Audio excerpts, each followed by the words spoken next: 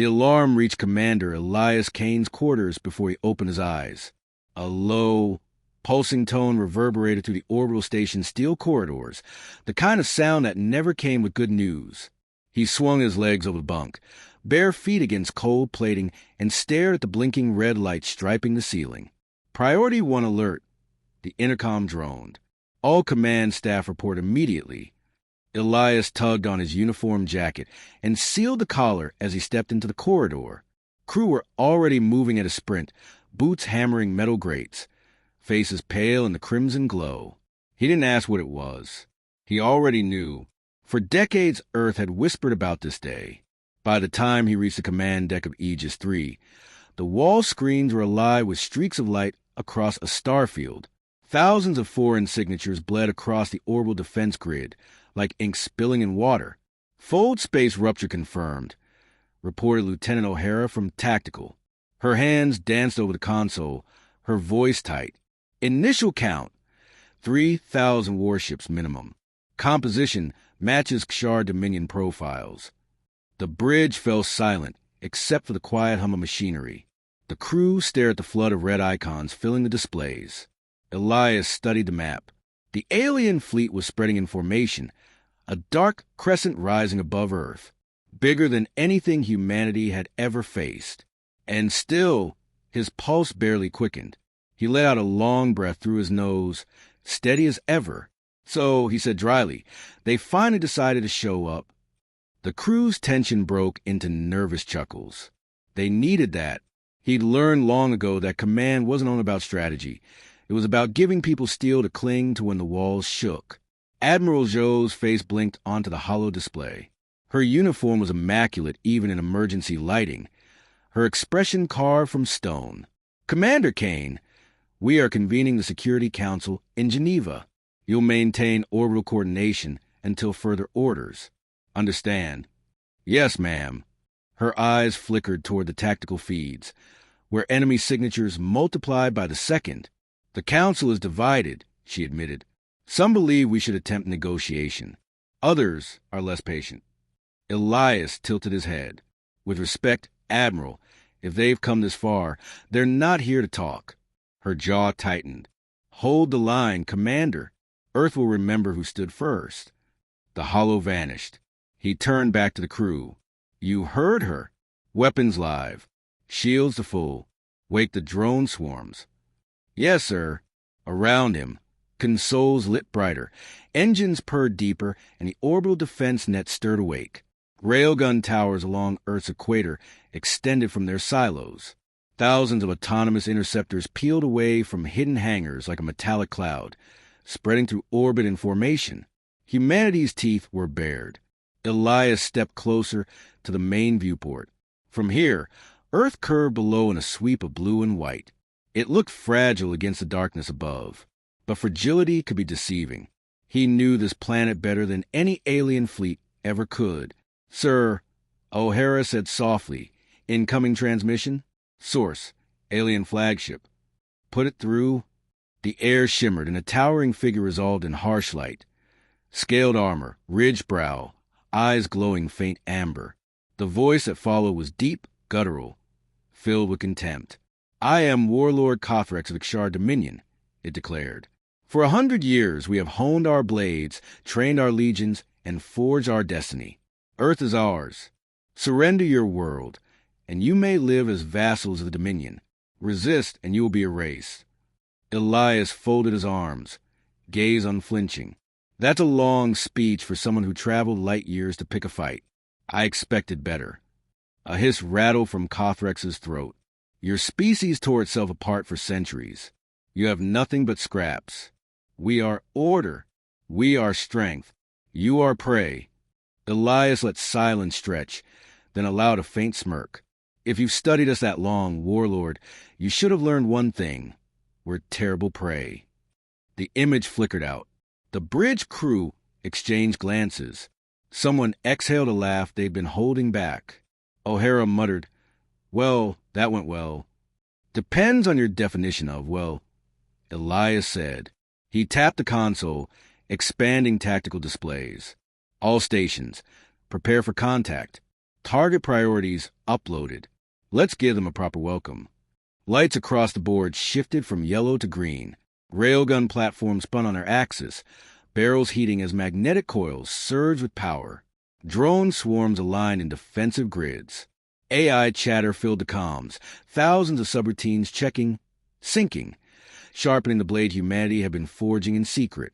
Elias's second-in-command, Captain Varga, leaned close. "Sir, what if we can't hold them? That's a lot of ships."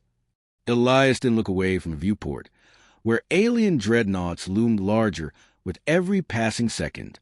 "Then we make them bleed for every meter they take. But I don't think they'll get that far." He glanced at the mission clock. 12 zeros glowed in stark white. A clean slate. The invasion would begin soon, and when it did, the numbers would start ticking. Elias placed his palm flat on the console, steady as stone. "They trained for 100 years, he said, voice low but carrying across the deck. "Let's see if they can last 12 minutes. The command deck of the Dominion's Fong was a cathedral of steel and shadow. Slanted pillars rose like black spears, inlaid with crimson glyphs that pulsed in time with the ship's heart. At the center stood Warlord Kothrex, his broad frame draped in battle plate forged from the bones of slain rivals. His eyes glowed faintly, not with reverence but with the certainty of victory. Around him, his generals knelt. Rows of armored bodies lined the chamber floor, heads bowed. The scent of oil and ozone hung heavy, stirred by the low thrum of engines preparing for war. Kothrex lifted a clawed hand, and silence rippled through the hall. "The prey has seen the storm," he said, voice resonant as a war drum. "Their fleets scurry like insects. They cling to a fragile world they do not deserve. Today, that world becomes ours." A chorus of guttural approval rumbled through the chamber. Warriors pounded armored chests, the sound like thunder rolling across mountains. General Srook raised his head. His mandibles clicked as he spoke. "Great warlord, our legions have trained a century for this moment. They march in perfect unison. Their weapons are sharper than ever before. But forgive my caution, humans are known for unpredictability. Are they truly as weak as we've been taught?" Kothrex's lips peeled back to reveal teeth filed to points. "Weakness is their essence. Look at their history. Centuries of war among themselves, tearing their planet apart with fire. No unity, no discipline. They have survived by accident, not by design. Do you mistake chaos for strength?" Srook bowed lower. "Never, warlord." Kothrex turned to the great viewport. Beyond it, Earth hung in the void, blue and bright, an untouched jewel. A century of planning had been for this. The crown prize of the Dominion's expansion, its resources, its position, its stubborn inhabitants, all would fuel the next age of conquest. "They will crumble like all before them," Kothrex said. "Their defenses are old metal and noise. Their courage is only defiance until the moment it breaks." One of the younger officers dared to speak. "If they resist, it may cost us time." Kothrex's claws clicked against the railing as he leaned forward. "Time!" His voice dropped to a growl. "We have trained an invasion force for 100 years. Every breath they take has already been measured, every weakness cataloged. Their sun has risen for the last time as theirs alone." Silence followed. No one doubted him again. He raised his arm. The glyphs along the chamber walls flared crimson. "Prepare the bombardment. Shatter their orbital defenses. Let their skies burn." Across the invasion fleet, engines ignited in unison. Dreadnoughts slid into attack formation, flanked by ranks of cruisers and carriers. Drop ships hung in docking cradles like talons ready to descend. Inside their holds, legions of warriors stamped in rhythm, weapons humming with power. War beasts strained against chains, their roars echoing through the dark. Kothrex closed his eyes for a moment, recalling the Dominion's training grounds. Generations had been shaped for this day. Warriors drilled until their bones cracked, raised on diets of blood and steel, conditioned to obey without hesitation. A century of patience had bred the perfect army. And their prey? Fragile bipeds clinging to a fragile world. Kothrex's second-in-command, Varlos, stepped forward. His voice was low, respectful. "The humans answered your transmission with insolence, warlord. Their commander mocks us. Kothrex's eyes narrowed, amber glow hardening to fire. Mockery is the last refuge of the weak. They know what comes. Their leader's tongue will be nailed to my throne. He gestured toward the displays. Red sigils mark human orbital stations, dotted across the curve of Earth. Strike hard. Show them the price of defiance. Their fleet will scatter, their people will kneel. Varlos inclined his head. It will be done. Kothrex turned once more to the planet hanging below. From this distance, it seemed peaceful, serene, as if unaware of its doom. He savored the sight. Soon, smoke would mar its skies, its oceans would boil with fire, its cities ground ash beneath his armies. The Dominion would carve its mark into the heart of the galaxy, and his name would be sung as the warlord who brought Earth to heel. He spread his arms, voice booming. 100 years of sharpening the blade ends here. Today, the Dominion claims Earth. The chamber thundered with roars of assent. Weapons powered up. Across the fleet, shields flared alive, and the first waves of bombardment systems aligned toward Earth's orbit. Kothrex's grin widened. He pictured the humans scattering like vermin, their defenses crumbling in the storm. Already he could taste the triumph. They call themselves survivors, he muttered, almost to himself. But they have never faced the Dominion. They will not survive us. He raised his claw, commenced the strike. The order rippled through the fleet like lightning. Engines roared, cannons ignited, and the sky over Earth began to darken beneath the Dominion's shadow. The first shots came before dawn. From the orbital station Aegis III, Elias Kane watched through the viewport as streaks of energy lanced across the void, railgun slugs punching through alien shields. The Kshar fleet advanced in perfect formations, confident in the century of preparation that had brought them here. They were about to learn how wrong arrogance could be. Status report. Elias said, voice calm but sharp. Lieutenant O'Hara's fingers flew over the console. Initial railgun volleys impacting. 2 enemy frigates destroyed. Plasma shield holding on the capital ships, but localized failures in cruisers' hulls. Good. Keep them busy. He stepped to the main tactical map, eyes scanning hundreds of red signatures. They trained for 100 years. So what? We've been surviving 1,000. That counts for something. Captain Varga leaned closer. They're moving fast, Commander. The drop pods are deploying. Ground invasion will begin within minutes. Elias nodded. Then let's make sure their landing isn't comfortable. Across the viewport, Kshar frigates flared as the first of their drop pods streaked toward Earth's surface. Small, angular ships dropping like fangs from the jaws of the fleet. Elias's fingers danced across his console, issuing orders to orbital railgun stations and autonomous drone squadrons. Orbital defense grid. Target pods descending in Quadrant 7. Fire at will, he said. The hum of magnetic coils charged and discharged in unison. Thousands of slugs ripped through the darkness, detonating against the alien pods mid-atmosphere. Fire streaked across the void. Some pods vaporized entirely. Others plummeted in spirals of burning debris.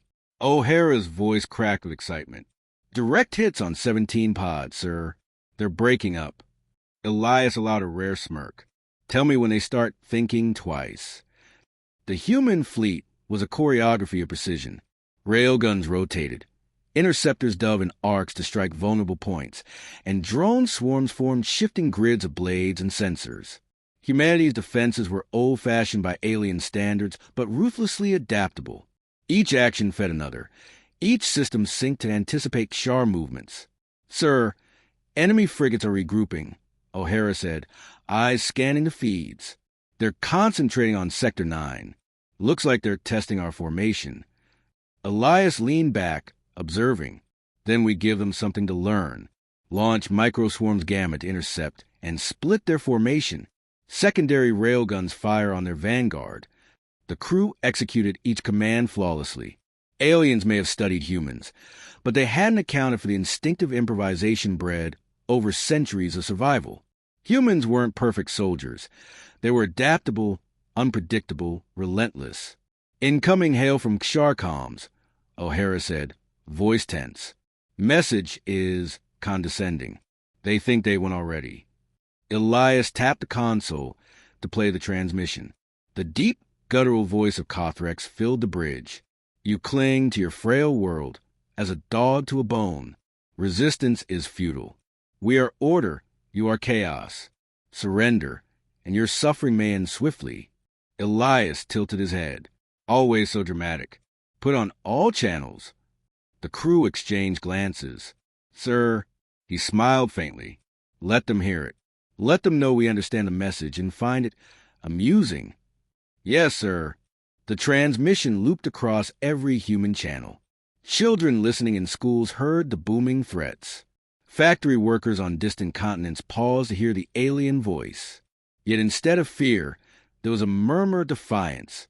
Humanity had learned to resist, to improvise, to survive. Sir, microswarm gamma engaged, O'Hara said. Frigate formation disrupted. They're splitting. Perfect, Elias said. Secondary batteries. Fire at the largest targets. Don't let them close the gap. Explosions rippled across the viewport as slugs slammed into alien cruisers. Hulls ruptured in sparks and fire. Energy shields flickered, then collapsed entirely on several ships. The Kshar had expected precision and repetition, but humans thrived on chaos. Every maneuver was calculated improvisation. Sir, Vargas said, eyes narrowed.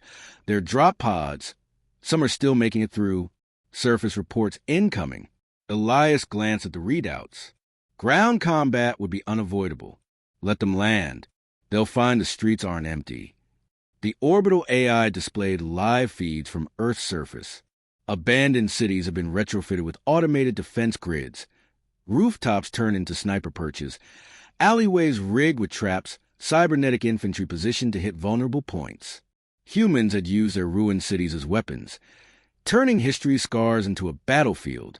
Surface units standing by, O'Hara said. Good, Elias replied. Once they feel the first counterattack on the ground, they'll understand we don't surrender. Across the viewport, one of the alien capitals erupted. A railgun slug had breached the hull, tearing through the command center. The explosion sent shards of metal spinning, and Kothrex's fleets hesitated, if only for a moment. Elias leaned over the console, voice quiet but intense. That's all it takes. Show them humans bleed, show them humans fight, and they start questioning the plan. The crew worked without pause. Automated drones swooped in, engaging Kshar fighters, drawing them away from the main vessels. Each engagement fed the next, a chain reaction of calculated resistance. Humans didn't just survive, they reshaped the battle with every move. Incoming hail, sir, O'Hara said again. Elias muted it until he was ready. Then, leaning toward the crew, he said, They think a century of training is enough. Let's see if they can last 12 minutes. Outside, the first pod shattered in midair, flames cascading over Earth's atmosphere like a comet. Another exploded moments later. Humanity's counters weren't flawless, but they were fast, adaptive, and mercilessly precise. From the deck, Elias watched the alien fleet advance through fire and debris, unaware that each passing second chipped away at their confidence. The Kshar had expected a quick victory, a submission. Instead, they found themselves meeting an enemy who fought not as soldiers, but as survivors, humanity at its core. Keep firing, he said quietly. Every ship, every pod. Make them regret showing up. We've been underestimated before. We know how this ends. The battle had just begun, but the first wave of resistance had already set the tone. Humanity would not kneel. Not today, not ever. The ground trembled as the first Kshar drop pod slammed into Earth's ruined cities. Concrete and steel shattered beneath the impact, sending clouds of dust and smoke into the sky. Fire blossomed in the streets like molten flowers. From the safety of the orbital feed, Elias Kane watched the chaos unfold, his jaw set, voice steady. Surface teams report. Lieutenant O'Hara's voice came tight over comms. Pod landings confirmed in quadrants 3 and 4. Casualties minimal, most units intact. Engaging defensive perimeters. Elias nodded, leaning over the tactical console. Deploy microswarms to intercept ground columns. Coordinate with cybernetic infantry in the city grid. Don't give them breathing room.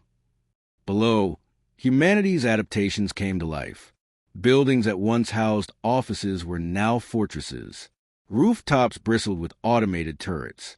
Alleyways were rigged with kinetic traps, and exosuit-clad infantry advanced through shattered streets, their movements precise despite the rubble. Each squad flowed through the city like water, navigating rocks. Flexible, adaptable, lethal.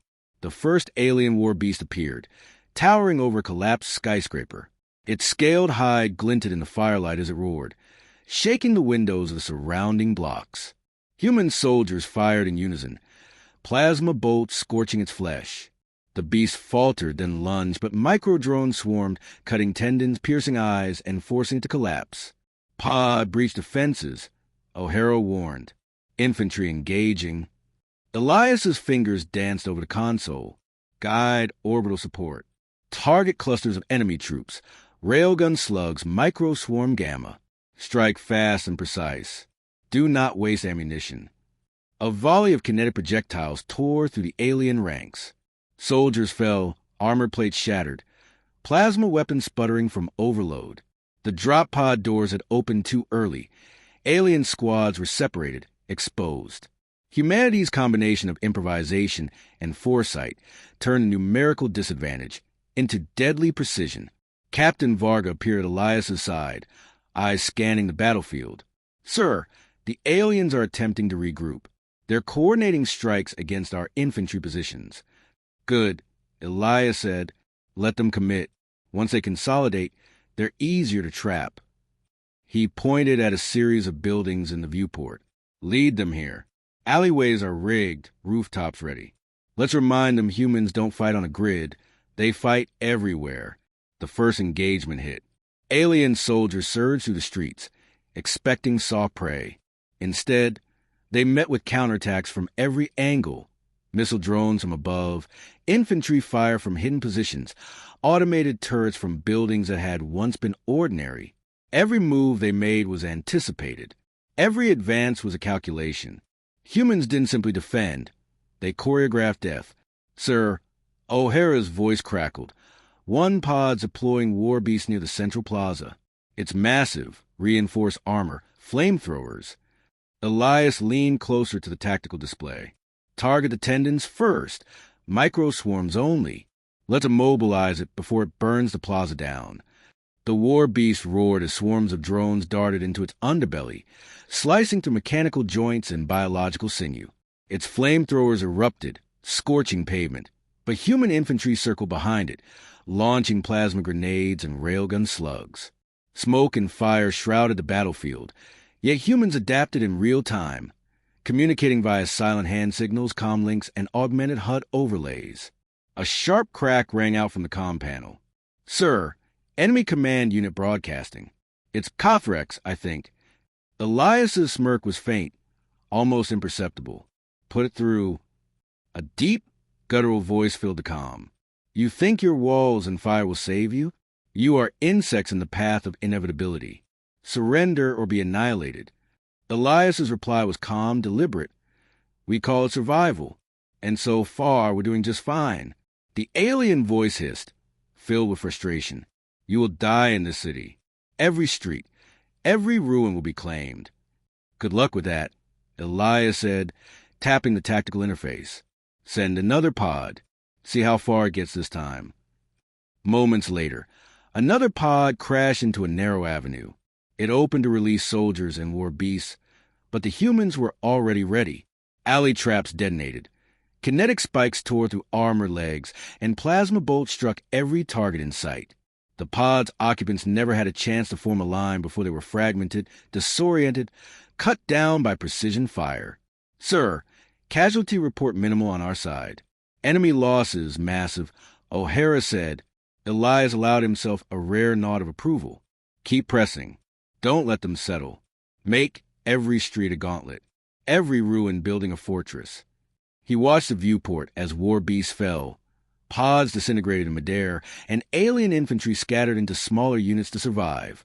Humanity had turned the city into a trap, its ruins no longer obstacles but weapons. Every corner, every shadow, every rooftop was leveraged. Varga's voice was urgent now. "Sir, Kothrex is committing more forces. He's losing patience. Good, Elias replied. Impatience leads to mistakes. That's when humans thrive. A massive war beast lunged from the remains of a collapsed tower. Flames licked its sides as micro-drones swarmed, slicing tendons, blinding sensors. Human infantry fired in synchrony, plasma grenades exploding at the base of the tower. The beast fell, trapped in debris and fire.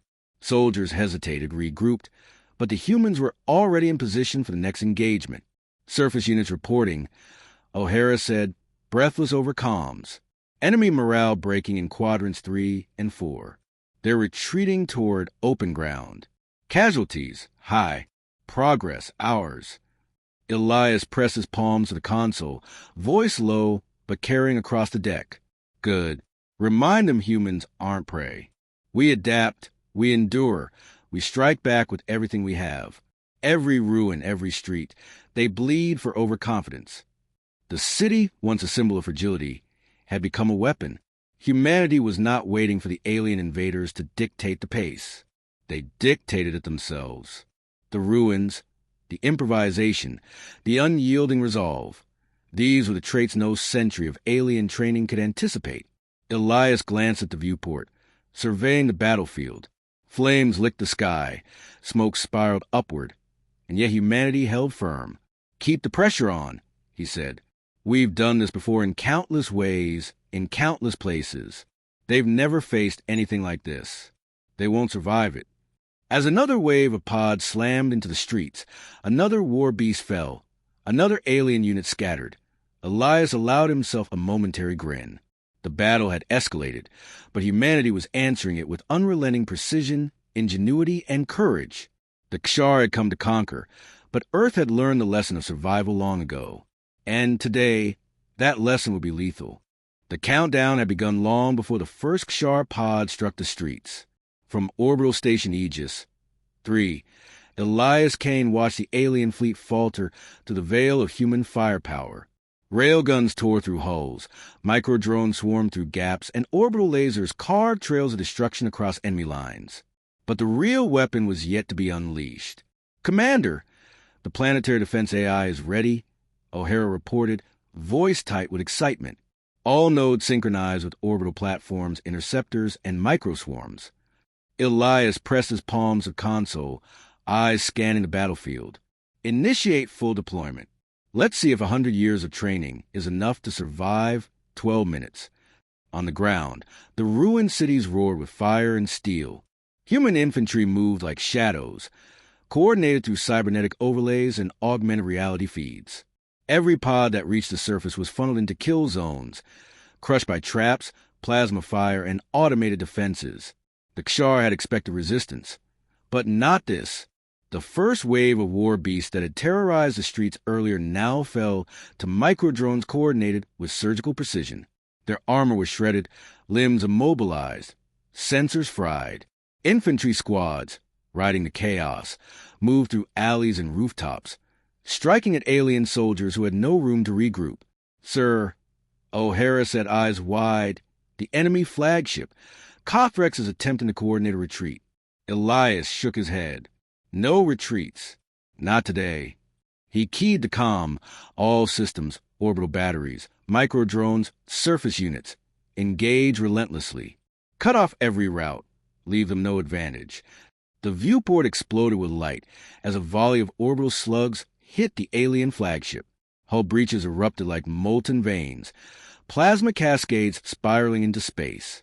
The capital ship faltered, its formation unraveling. Smaller cruisers tried to fill the gap, but were shredded by coordinated fire from orbital guns and autonomous swarms. Kothrex's voice roared through comms, distorted with fury. Commander Kane, you cannot stop us. We trained for 100 years. We are perfection. Elias leaned forward, calm and unflinching. And yet, perfection dies just like everything else. 12 minutes, warlord. That's all it took. The alien fleet hesitated, confused by the rapid collapse of their formations.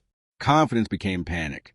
Pods that had not yet deployed twisted in midair, dropping soldiers into kill zones they could not escape. War beasts lunged blindly, trapped in alleys rigged with kinetic traps and plasma bursts. Surface units report total containment of Quadrant 3, O'Hara said. Quadrant 4 under control. Pod reinforcements shredded before deployment. Elias allowed himself a rare smile. Keep it tight. Don't let up. Every second counts. Another wave of Kshar cruisers attempted a pincer maneuver, but the planetary AI anticipated it. Thousands of microdrones intercepted their path, striking engines, shredding shields, cutting weapon arrays. Railgun fire from orbit targeted their exposed flanks, tearing chunks of hull away. Within moments, the pincer collapsed into chaos. Varga leaned over, voice tense. Sir, they're regrouping for one final strike. Kothrex himself is coordinating the assault. Let him, Elias said. They can coordinate all they want. We prepared for this. From the command deck, he watched as the flagship's energy beams lanced toward human positions. Automated shields absorbed most of the impact, while orbital railguns fired bursts that pierced weakened armor. The flagship lurched under sustained attack. O'Hara's voice cracked with excitement. Multiple hull breaches. Enemy fleet destabilizing. Elias's fingers hovered over the tactical interface. Deploy the planetary swarm on top of their position. Let every pod, every cruiser, every war beast be ensnared. Finish this. Drones descended in spirals, engaging alien forces with surgical strikes. Railgun slugs hit simultaneously from multiple vectors. Alien soldiers were cut down, war beasts immobilized, drop pods destroyed before they could reach the surface. Within moments, the Vanguard was gone and Kothrex's flagship floated crippled, helpless. Kothrex's voice bellowed again through comms, fury undiluted. This cannot be.